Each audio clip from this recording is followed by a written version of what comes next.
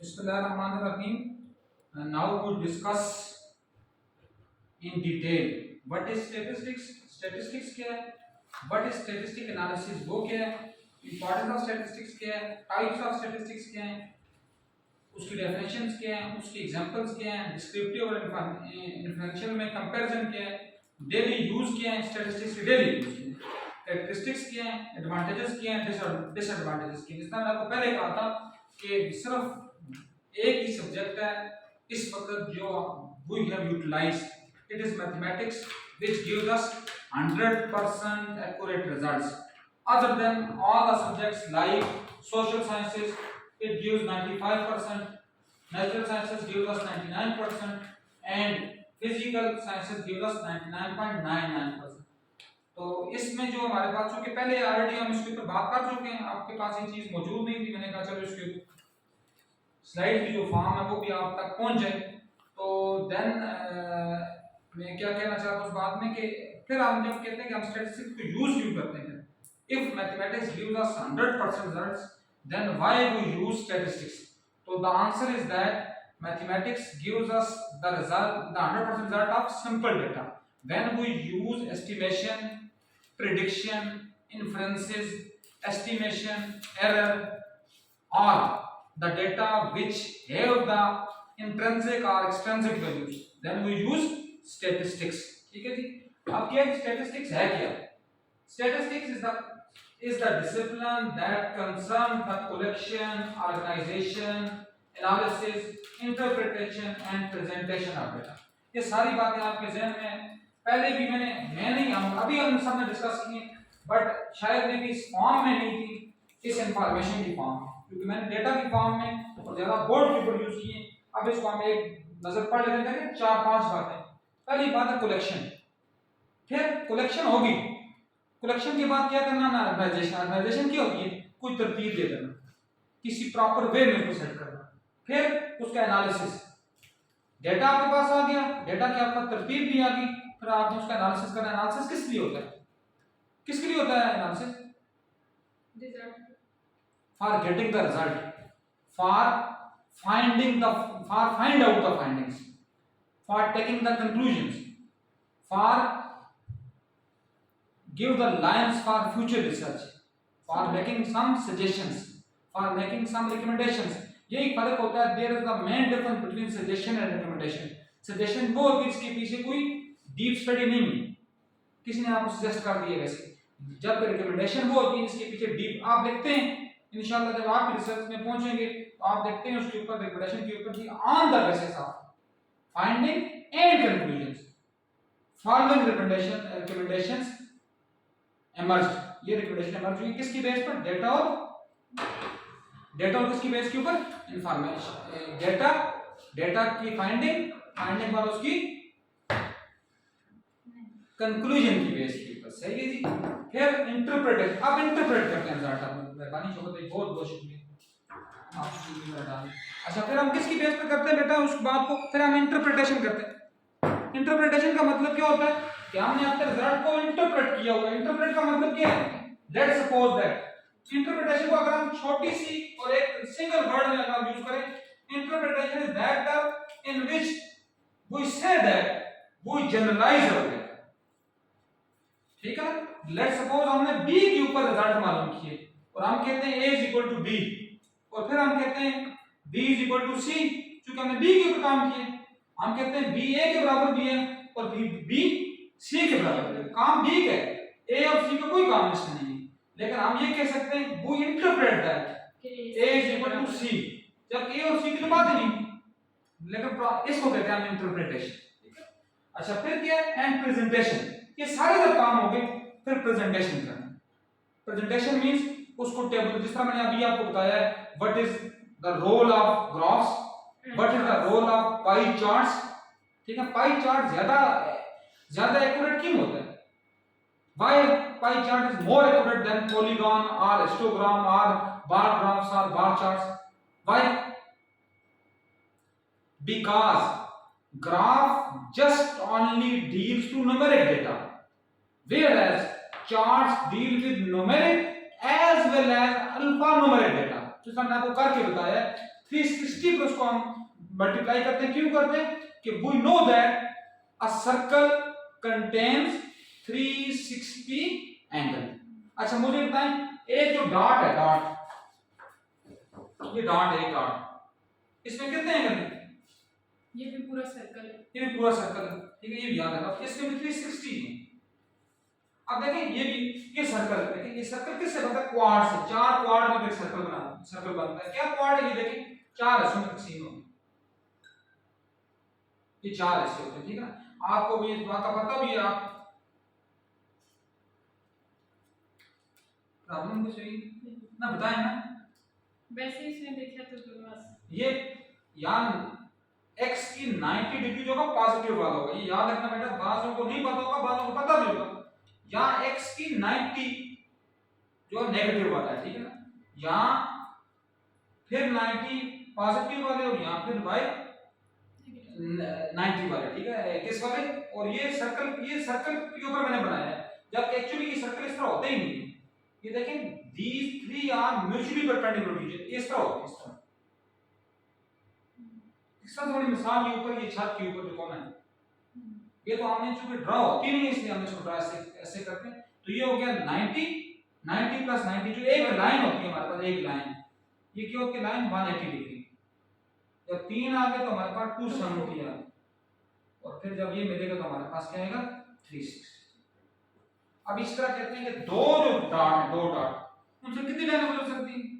दो डॉट्स गुजर सकती है, इनफाइनाइट, एक ही line at the same time, एक लाइन पे दोनों टच करेंगे, एक से इनफाइनाइट, एक देखें, एक से इनफाइनाइट, एक से इनफाइनाइट, लेकिन दो डॉट में सिर्फ और सिर्फ एक लाइन गुजर सकती, सही। अच्छा फिर आगे बात करते हैं, हम किसकी बात करते हैं कि कलेक्शन ऑफ क्वांटिटेटिव डेटा, इसको हम स्टैटिस्टिक्स के, क्वालिटेटिव को नहीं, quantitative data. What is statistical analysis? Statistical analysis is the process of collecting and analyzing data in order to recognize patterns and trends. Pattern और ट्रेंड्स कौन हो? Trends क्या होते हैं? आपने एक सब्जेक्ट पढ़ा होगा, trends and issues in education, सबने पढ़ा ना? Yes sir. मुकद्दस क्या होता है trends and issues in education? Trends का क्या मतलब होता है? सर समथिंग दैट चेंजेस जो और इश्यूज होती है। जी पूछो, बोलो सर, जो विद टाइम चेंज हो उसे हम ट्रेंड कहते हैं। इसी ट्रेंड्स को हम प्रेडिक्शन भी कह सकते हैं, इसी ट्रेंड का एक और नाम इन्फ्लुएंसेस भी हम रख सकते हैं। इसी ट्रेंड को हम ये कहते हैं, अब हम कहते हैं आजकल ये ट्रेंड चल रहा है जी कि चलो चूंकि आप सारी फीमेल में, मेल इसलिए मैं उस सेंस में नहीं चाहता, लेकिन हम कहते हैं ये ट्रेंड चल रहा है जी आजकल थिक कलर के कपड़े पहने, ये ट्रेंड चल रहा है आजकल आप लाइट कलर के कपड़े, हम कहते हैं ये ट्रेंड है जिस गर्मियों में हम पहनते हैं किस कलर के कपड़े? लाइट। क्यों? लाइट कलर जो होते हैं वो सूरज की रोशनी को क्या करते हैं? रिपेल करते हैं। और हम कहते हैं डार्क कलर कपड़े ना पहने, क्यों? कि वो एब्जॉर्ब करते हैं कलर को। सही है, समझ आई बात की? तो ये ट्रेंड है, ये ट्रेंड की बात कर रहे थे। अपना मुकद्दस साहब ने ठीक माशाल्लाह एक्यूरेट जवाब दिया, और आयशा भी बता रही थी। It is a method for removing bias from evaluating data by employing numerical analysis.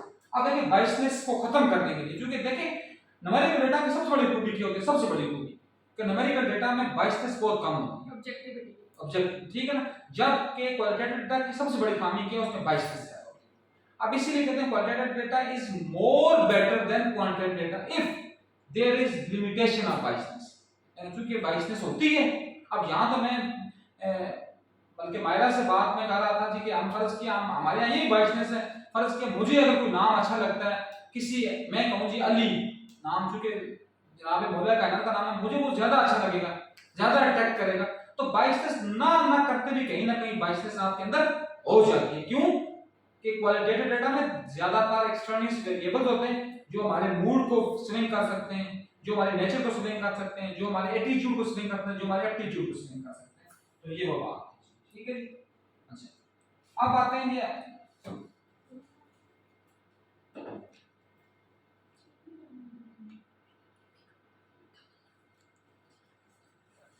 फिर रुकिए,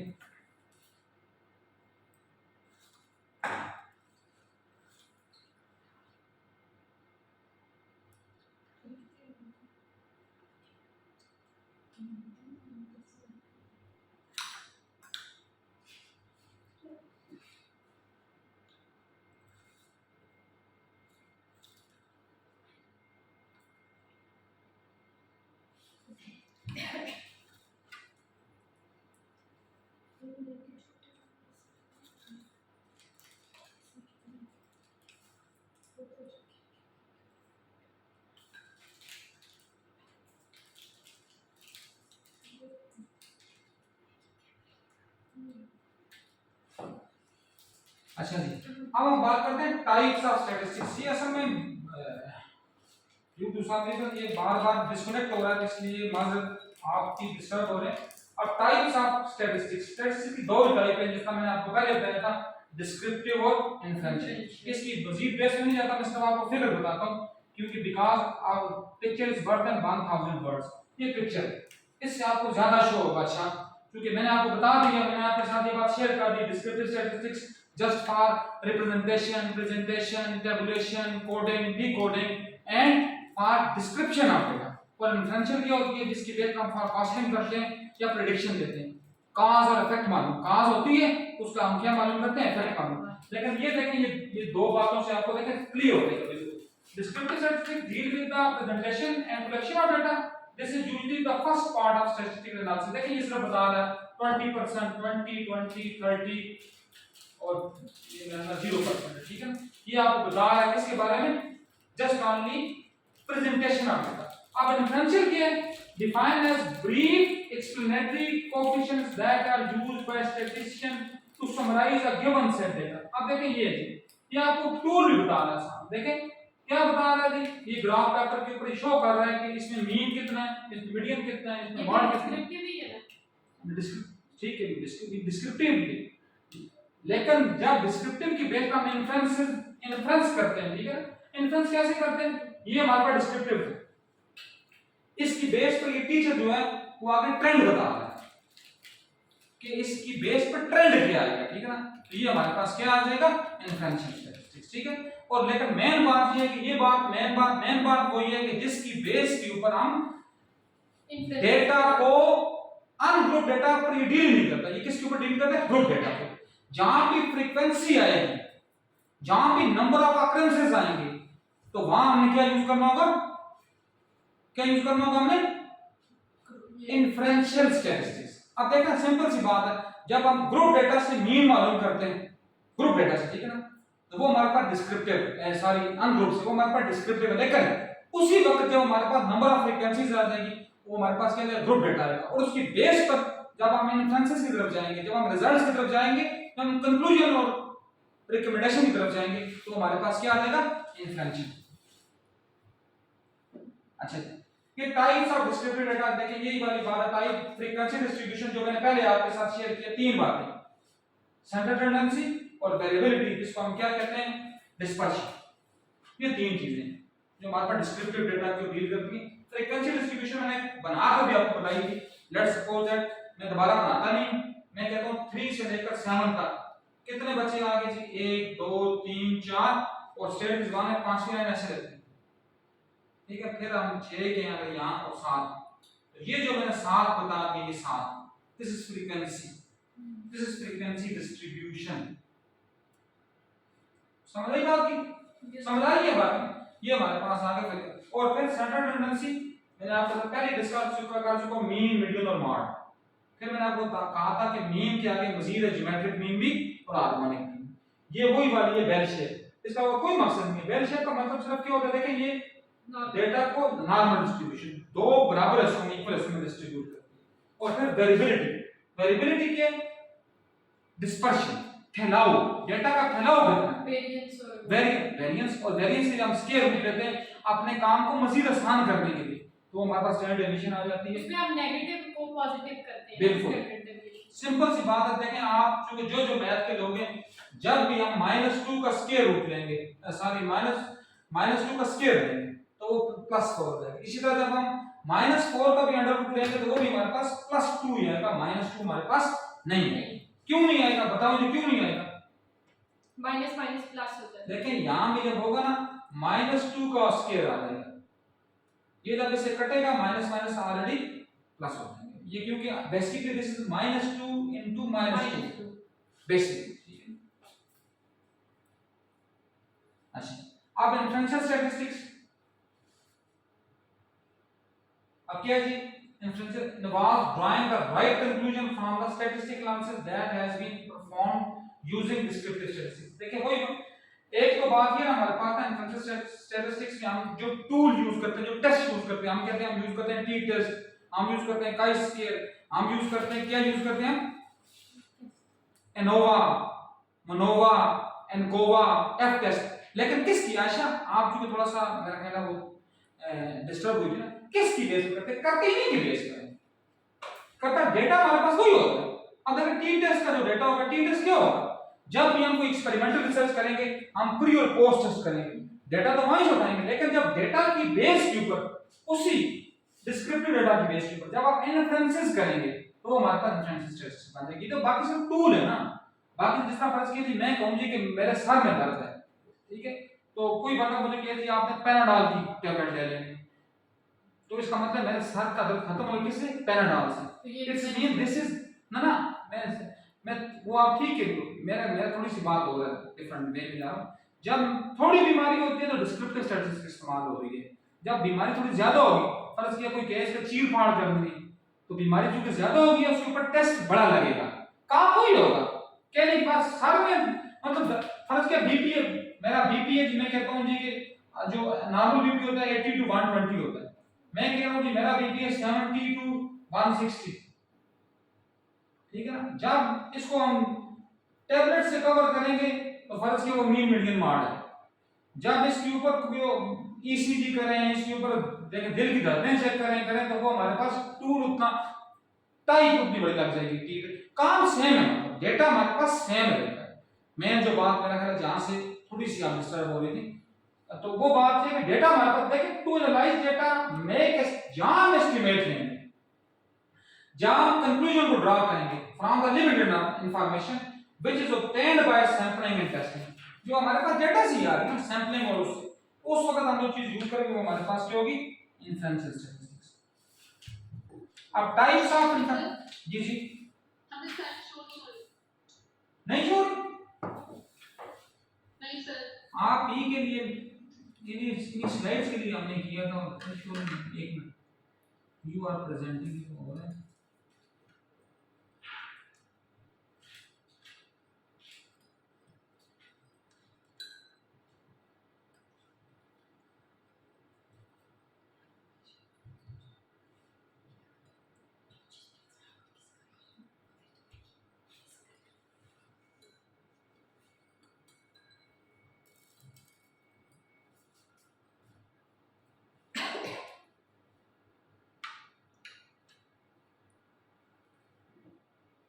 अब देखेंगे अब हो रही जो, अब हो रही है नहीं हो रही, आवाज नहीं आएगी, अब देखें अब शो हो रही है, एक साथ शो हो रही है जी सर अब बोलिए। अच्छा ठीक है। अब टाइप्स ऑफ इन्फ्रेंशियल टाइप, इसकी दो ही टाइप्स हैं हमारे पास, इसकी मजीद आगे, एक का हाइपोथेसिस टेस्टिंग और एक हमारे पास रिग्रेशन एनालिसिस। रिग्रेशन की होती है जो हम फ्यूचर प्रेडिक्शन करते हैं, और हाइपोथेसिस की तो जो हमने पहले ड्रा किया होगा हाइपोथेसिस, फर्ज किया मैंने ये ड्रा किया हुआ hypothesis, there is no significant effect of cold drinks on high temperature, मैंने बना दिया, ठीक है, दो वेरिएबल के दरमियान मैंने बनाया, इस सिग्निफिकेंट का लफ्ज आपने आराम में लिखना है, क्योंकि यही आपको शो करता है कि आप स्टैटिस्टिकल टूल यूज कर रहे हैं। देयर नो सिग्निफिकेंट इफेक्ट, तो जब हम ये देखेंगे इनका इफेक्ट है, हम लिखेंगे therefore our null hypothesis is rejected and we accept that there is significant effect, ठीक है। अब ये कैसे होता है, अब ये भी मुझसे लाजमन आप पूछें, क्योंकि अभी बेटा आप इतने आगे गए नहीं हैं, लेकिन फिर भी पूछना आपका फर्ज था कि आप मुझसे ये पूछते कि सर हम कैसे देखेंगे कि हमारा हाइपोथेसिस रिजेक्ट हुआ या एक्सेप्ट हुआ, ठीक है ना, कैसे पता चलेगा, है किसी के ज़हन में ना हमें पता कैसे चलेगा कि हमारा हाइपोथेसिस रिजेक्ट हुआ है या एक्सेप्ट हुआ? ये उसकी कोफिशिएंट का कोई वैल्यू है अगर वो आई। ठीक है, अच्छी बात आपको। और किसी के जहन में है जी? मिसबा आपके जहन में? सर जो हम रिजल्ट उसके कैलकुलेट करेंगे अगर जी मैं चूंकि आप ही की बात है, मैं आप ही की बात लेकर आगे चलता हूँ। मैं जाता हूँ एक्सपेरिमेंटल रिसर्च की। हमने दो काम करने हैं। हमने टी टेस्ट लगाना है और टी टेस्ट को before the treatment and after the treatment, ठीक है ना, प्री एंड पोस्ट इसको हम कहते हैं। सही है जी, प्री एंड पोस्ट। अब हमने अल्फा की वैल्यू पहले ही डिस्क्राइब कर दें कि हमारा अल्फा क्या है। अब मुझे पता अल्फा कहां से है?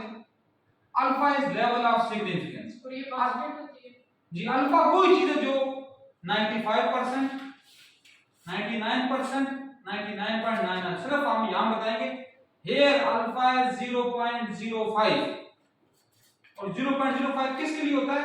नेचुरल सोशल साइंसेस के लिए। जब यहां हम ये काम करेंगे हम कहेंगे देयर इज अल्फा इज 0.01। जब ये कर रहे होंगे तो हम कहेंगे अल्फा इज 0.001। इसमें वो वाला फार्मूला यूज होता है alpha plus beta x plus e वाला। ये अल्फा फार्मूला, ये alpha just only this is parameter.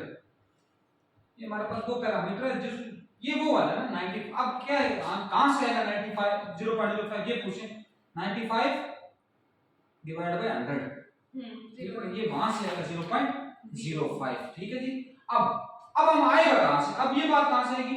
अब दो वैल्यू आती है, एक होती है टी वैल्यू। मैं मिसबा आपके उसमें बात कर रहा हूं और बाकी टेस्टों की बात नहीं कर रहा मैं। टी टेस्ट की टी वैल्यू, एक होगी पी वैल्यू। पी वैल्यू हमारे पास कहां से आती है? मैं वो भी मेरे पास मौजूद है, मैं कल इंशाल्लाह आपको दिखाऊंगा। वो टेबल, स्टैटिस्टिक टेबल हमारे पास ऑलरेडी बने। दूसरा आपने सब ने किरण आप सब ने पढ़े होंगे, वो देखे होंगे 9th 10th की बुक के पीछे लगे होते हैं लॉगरिथमिक टेबल। लॉग के टेबल ला के देखे होंगे ना? चलो किए नहीं है, अगर फर्ज के देखे नहीं होंगे, शायद तुम देखिए ना। इसी तरह इनके भी टेबल बने हुए हैं, किसके? टी टेस्ट के, एफ टेस्ट के, जी टेस्ट के। तो जो टेबुलेटेड वैल्यू होती है, टेबुलेटेड वैल्यू जिसको हम कहते हैं पी वैल्यू, जिसको हम प्रोबेबिलिटी वैल्यू कहते हैं पी से, ठीक है ना। ये कौन सी वैल्यू होती है? जो डीएफ से हम मालूम करते हैं, डीएफ से। डीएफ अब क्या बकवास है? DF mean degree of freedom. और डिग्री ऑफ फ्रीडम कहां कैसे मालूम होती है? DF is equal to n-1। Sample में से एक माइनस कर देंगे। फर्ज किया सैंपल हमारे पास 80 का था, 80-1 इक्वल टू 79। और ये मैं कल आपको बताऊंगा जब टेबल मेरे सामने होगा कि 79 के खाने में हम जाएंगे, आगे देखेंगे इसकी वैल्यू क्या आ रही है पी वैल्यू, तो वो हम देखेंगे। फर्ज किया पी वैल्यू 29.479 फर्ज कर, ठीक है। और जो टी वैल्यू होती है वो जितनी 0.00 के करीब होगी इतनी हमारी वैल्यू ज्यादा एक्यूरेट होगी। अगर हमारी ये टी वैल्यू लेस देन 0.05 होगी, लेस देन 0. इतनी भी अगर 0.004, 0.0001, फिर भी हम कहेंगे आवर हाइपोथेसिस इज रिजेक्टेड। जब भी 0.5 से नीचे होनी चाहिए, नीचे जो भी हमारा लेवल ऑफ सिग्निफिकेंस से नीचे। अगर 0.0 बना तो 0.01 से नीचे क्या हो? 0.0001 हो या 0.000 हो जाए, ठीक है ना। इसको हम कहेंगे ये हमारा, फिर हमारा हाइपोथेसिस क्या होगा? रिजेक्टेड। और दिस इज हाइपोथेसिस टेस्टिंग, ठीक है। और दूसरी क्या? Regression analysis. रिग्रेशन एनालिसिस के ऊपर हम वही इसमें दो बातें देखेंगे, एक लीनियर और एक होता है मल्टीपल। एक बाइनरी रिग्रेशन क्या होता है? लीनियर रिग्रेशन क्या होता है? जो हमने लीनियर लाइन, ये एक ही लाइन में जो ये डार्ट शॉट, ये भी कल मैं आपको बताऊंगा, डार्ट यहां लगी हुई नजर आएंगे आपको कि उसमें एक ही लाइन के ऊपर वो या तो वो एक बढ़ेगा दूसरा कम होगा या दूसरा बढ़ेगा पहला कम। ये किसके ऊपर होगा? डिपेंडेंसी किस में होती है? कोरिलेशन। रिग्रेशन में जरूरी डिपेंडेंसी हो। सिर्फ हमने देखना है कि जिस तरह मैंने आपको तकरीबन आधा घंटा 1 घंटा पहले मैंने आपके साथ बात शेयर की थी कि अगर मार्केट में कारोबार की मंदी है, कारोबार नहीं हो रहा, ठीक है ना, तो हम ये मालूम करें कौन कौन से फैक्टर्स हैं जो इस कारोबार के ऊपर इफेक्ट कर रहे हैं, तो वो हमारे पास रिग्रेशन लाइंस के ऊपर हम उसमें देखेंगे कौन सबसे ज्यादा कौन, जब सबसे ज्यादा की बात है फिर हम काइस के लिए फिर गुडनेस ऑफ फिट की बात करेंगे, लेकिन ज्यादा रिग्रेशन लाइंस हमारे पास काम से हमारा हल हो जाता है। ठीक है जी। हाँ, अब ये जी देखें, अब ये सामने ये लिखे हुए ई वाले टेस्ट। अब आपको, अब जब हम हाइपोथेसिस करते हैं ये चीजें हम करते हैं, ये Z test, T test, F test. Z test मैंने आपको पहले बता दिया, चूंकि मैं इसलिए आपको बता रहा हूं कि चूंकि जो चीज मैंने बताई है कहा कि आपके पास वो चीज लिखी हुई मौजूद हो। जेड टेस्ट का इस्तेमाल होगा, किरण नहीं आई थी बाकी मौजूद थे, कब होगा मायरा? Greater than 30। जब हमारे पास नंबर ऑफ पॉपुलेशन, जो नंबर ऑफ सैंपल जो होगा, सारी पॉपुलेशन नंबर ऑफ सैंपल जब क्या होगा? Greater than 30। और नॉर्मली हम कहते हैं लेस देन 100, लेकिन जरूरी नहीं है कि लेस देन 100 हो, लेकिन ग्रेटर देन 30 आने में होगा। तो फिर हम T test Z test use करेंगे। टी टेस्ट का यूज करेंगे जब वो लेस देन 30 होगा या लेस देन और इक्वल टू 30 होगा, तो फिर हम क्या यूज करेंगे? T test. एफ टेस्ट का यूज करेंगे जब हम ANOVA analysis of variance variance, वेरिएंस के दरमियान एनालिसिस ऑफ वेरिएंस करेंगे, या जब हम क्या करेंगे मनोवा मल्टीपल एनालिसिस या एनकोवा एनालिसिस ऑफ कोवेरिएंस, तो हम क्या यूज करेंगे? F test. और कॉन्फिडेंस इंटरवल को, जो इंटरवल मैंने आपको शुरू में बताया था इंटरवल के बारे में, i = n/n, ठीक है, ये वो बात। इसमें जो होगा, इसमें ये हमारे पास हाइपोथेसिस टेस्टिंग में ये चीज होगी। और रिग्रेशन में क्या होगा? It is a set of statistical method used to estimate करेंगे हम रिलेशनशिप मालूम करेंगे between dependent variable and one or more. ये बात आपने याद रखनी है बेटा हमेशा, जब भी हम कोरिलेशन मालूम करेंगे। कोरिलेशन में क्या होता है कि एक वेरिएबल दूसरे वेरिएबल पर कैसे डिपेंड कर रहा है, either it depends in positive direction और either it depends in negative direction. But यहां हमें डिपेंडेंसी, यहां हमें सिर्फ रिलेशनशिप मालूम करना है। इसमें क्या होता है, इसमें डिपेंडेंट वेरिएबल सिर्फ एक होगा, सिर्फ एक, जबकि independent variable more than one. ठीक है जी। डिपेंडेंट वेरिएबल, क्योंकि डिपेंडेंट वेरिएबल क्यों एक होगा? क्योंकि उसके ऊपर हम असर क्या है, डिपेंडेंट वेरिएबल है, मार्केट में कारोबार में क्यों बनती है, ये डिपेंडेंट वेरिएबल। अब इंडिपेंडेंट के ऊपर बहुत सारे फैक्टर हो सकते हैं। आशा कौन कौन से हो सकते हैं? यही बात है, इन्फ्लेशन है, डिफ्लेशन है, डॉलर की कीमत ऊपर नीचे आ रही है, मुल्क में डिस्टेबिलिटी है, पॉलिटिकल गिवनेस ज्यादा नहीं है वगैरह, ठीक है ना। उसके बाद हड़तालें हो रही हैं वगैरह, ये सारे। It includes several variations. इसमें ये कोई जो अभी मैं और आयशा डिस्कस कर रहे थे, लाइक लीनियर हो सकती है, मल्टीपल लीनियर हो सकती है, एंड नॉन लीनियर भी हो सकती है। नॉन लीनियर क्या होगी? इसमें लीनियर क्या होगी? एक डायरेक्शन। हां, नॉन लीनियर नहीं होगी, सही, किसी और शेप में आ जाएगी, मतलब वो देखना स्ट्रेट लाइन नहीं है, सही।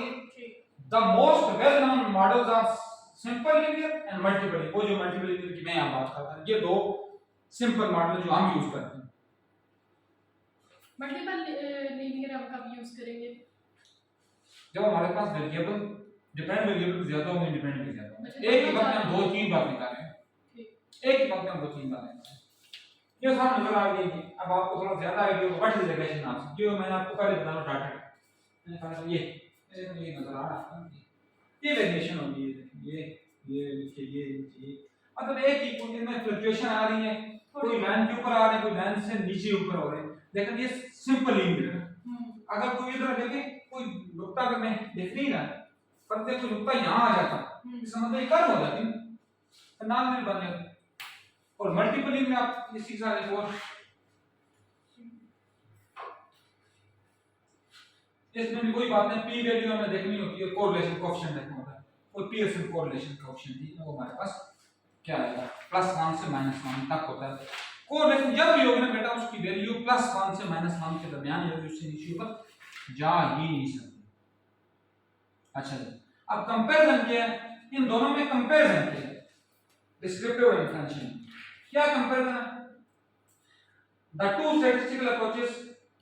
अब ये स्टैटिस्टिकल की दो अप्रोचेस हैं, वो जो आशा में आपसे अप्रोच का मतलब क्या है, जो दो डायरेक्शन के ऊपर काम कर रही है, ये भी दो डायरेक्शन के ऊपर काम कर रही है। इन वेज में descriptive statistics summarise raw data information in a tabular format, मतलब रॉ डेटा जो होता है उसको टेबुलर फॉर्म में दे देता है। सिंपल बात है जो हमने कि क्योंकि जब भी हम मीन मालूम करेंगे मीन के अलावा मीडियन या मॉड, तो बिलखुसूस मीडियन में हम डेटा को लाजमी किसी ना किसी तरतीब में उसको लाते हैं। तरतीब के बारे में मालूम करेंगे, जिस तरह मैंने आपको क्वेश्चन दिया था, मेरा ख्याल है मोस्टली तो 3 बच्चों के अलावा बाकी लोगों ने उसको किए ही नहीं, उसको डेटा को अरेंज ही नहीं किया, वैसे ही मालूम कर दिया, तो वो तो बात ही खत्म हो गई। इन कंट्रास्ट जब इसके मुखालिफ में inferential statistics make inferences based on data, यही कलेक्ट होगा, ये डिस्क्रिप्टिव वाला जो डेटा हुआ है। लेकिन जब उस डेटा को सिर्फ हम क्या कर देंगे टेबुलर फॉर्म में डाल देंगे, ये डिस्क्रिप्टिव स्टैटिस्टिक्स होगी। लेकिन जब उसी डेटा के ऊपर हम कोई इन्फ्रेंस बनाएंगे, कोई इन्फ्रेंसेस, कोई प्रेडिक्शन, कोई फोरकास्टिंग, तो वो क्या हो जाएगी हमारे पास इन्फ्रेंसेस। फिर क्या है कि descriptive analysis is used for the organisation and presentation of data in a meaningful manner. Inferential statistics on the other hand compare data, runs hypotheses and make predictions.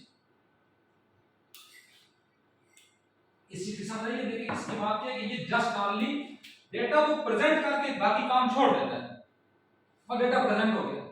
ये बता दिया कि आयशा का CGPA 3.7 है, मायरा का CGPA 3.9 है, किरण का CGPA 4.0 है, मुकद्दस का CGPA 2 पॉइंट कुछ है, किसी का यासर का CGPA 1 पॉइंट समथिंग है। ये सिर्फ बताने की बात है, बता दिया, रिप्रेजेंट कर दिया, बात खत्म। ये डिस्क्रिप्टिव है। इन्फ्रेंशियल की बात खत्म नहीं होती, वो डेटा को कंपेयर भी करता है, वो फिर हाइपोथेसिस भी बनाता है, वो हाइपोथेसिस को टेस्ट भी करता है, और फिर उसकी बेस के ऊपर वो प्रेडिक्शन बनाता है। खुद नहीं प्रेडिक्शन बनती, प्रेडिक्शन मैंने पहले बताया, प्रेडिक्शन के पीछे कुछ ना कुछ बेस लाइन होती है, वैसे प्रेडिक्शन खुद नहीं बन जाती।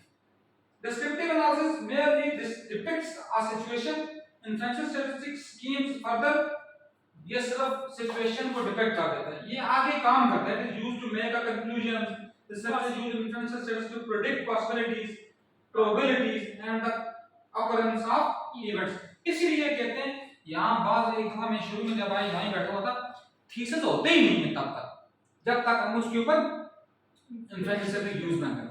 ये जो होता है ये जो जिस तरह हम मीन मीडियन लगा देते हैं बस सिर्फ, और मीन मीडियन नहीं लगती हम हमारे यहाँ BS लेवल के ऊपर just we just utilize just only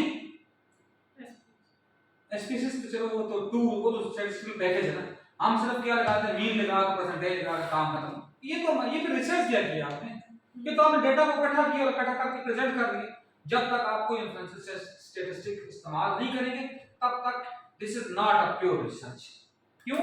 क्योंकि आप उसके बाद ही आप प्रेडिक्शन करेंगे ना, उसके बाद ही आप पॉसिबिलिटीज निकालेंगे, उसके बाद ही आप रिकमेंडेशन तक पहुंचेंगे।